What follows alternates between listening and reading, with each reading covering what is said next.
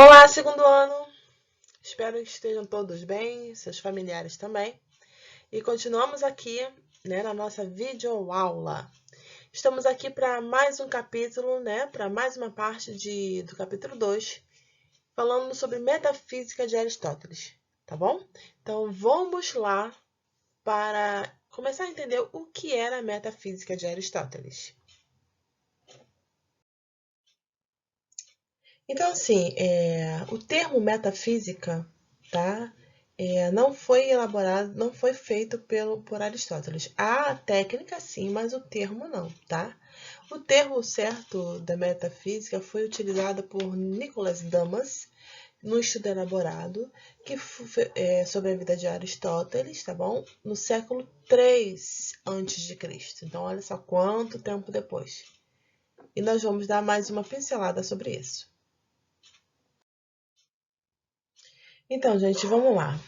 A metafísica é um conjunto de tratados aristotélicos que falam sobre conceitos como substância, forma, matéria e etiologia. Então, eu coloquei para vocês o significado de etiologia, tá?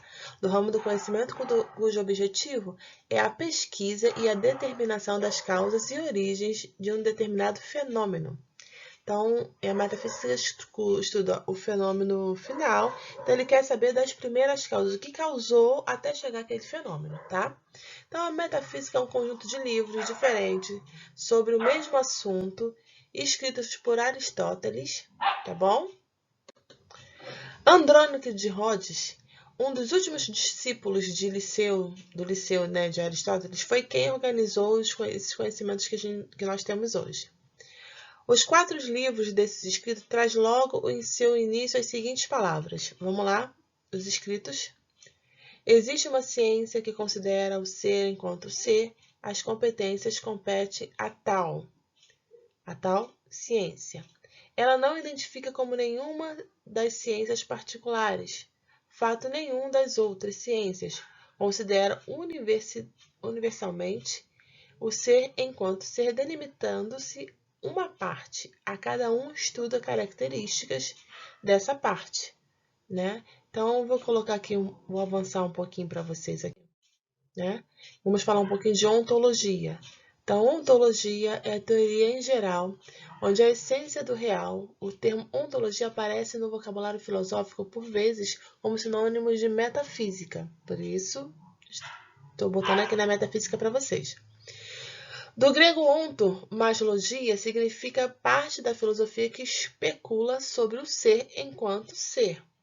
É um estudo do conhecimento do que são as coisas em si enquanto substâncias, no sentido cartesiano, leibniziano da palavra, por posição de estudo das aparências e dos atributos. Ontologia, ramo da filosofia que indaga o que realmente existe, enquanto distinto da natureza do nosso conhecimento sobre ele. Essa natureza é investigada pelo ramo da epistemologia, ontologia e epistemologia. Conjuntamente, constitui a tradição central da filosofia. Então, olha só, a filosofia, a metafísica, ela é baseada na teoria das 4 causas, tá? Tem sempre uma causa primeira, então ele dividiu entre 4 causas, tá bom? 4 causas. Então, o que é a teoria das 4 causas? Ela baseia-se no princípio da causa do efeito, sendo que, na verdade, o princípio de registro histórico, desde o princípio metafísico e lógico, que também pode ser chamado de princípio da casualidade. O segundo princípio da casualidade, para que tudo acontece no mundo, efeito.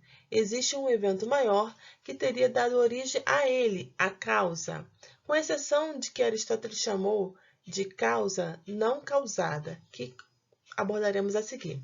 Segundo a metafísica aristotélica, existem 4 causas fundamentais, tá? Que explicam a origem de tudo que conhecemos no mundo. E são elas. Agora eu vou colocar aqui para vocês uma imagem que vocês vão conseguir definir bem o que são elas, tá bom?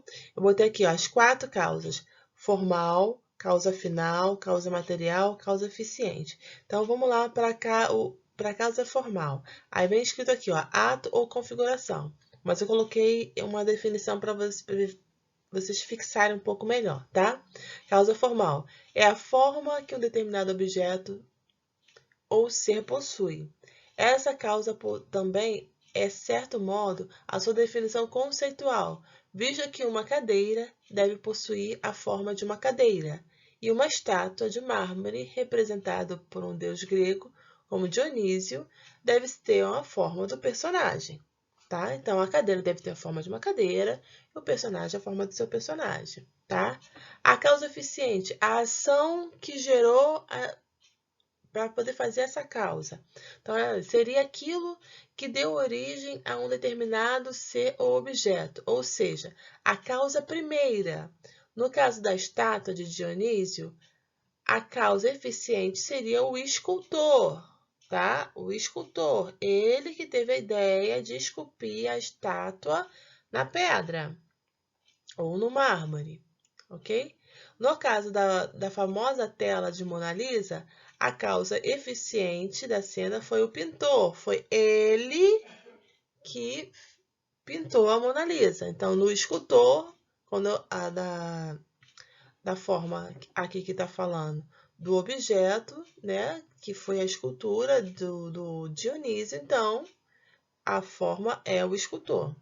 A causa final, que é o propósito, a potência atual. Então, a causa final era o escultor esculpir, né, a escultura para ela ser levada para o templo, né, para ser colocada em algum lugar. Então, vamos lá. Como o próprio nome diz, causa diz respeito à finalidade. Com qual finalidade? A razão de existir de um determinado ser ou objeto, pegando a ele o exemplo da cadeira, a causa final é servir de assento. Então, a minha cadeira, a causa final dela foi servida de assento. No momento, eu estou numa cadeira de plástico. Então, a pessoa que pensou e que fez a cadeira, a causa final é para assento. E tem a causa material, do que a coisa é feita, a potência. Né? A causa material diz que a respeito da causa da matéria, do que foi feito, como o mármore em uma estátua de mármore, a madeira em uma cadeira de madeira, ou plástico numa cadeira de plástico, que é a qual eu estou sentada agora. Então, vamos pensar mais um pouco. Então, temos 4 causas. A eficiente, de que é quem faz, né? A causa formal, que é o ato, o que eu vou esculpir, né? O que eu vou fazer. Temos a causa final, que é para que intuito. E temos a causa material, qual é o material que foi usado para fazer a escultura ou a pintura, tá bom? Espero que esteja bem feitinho aí, que vocês consigam assimilar um pouquinho mais sobre isso, tá bom?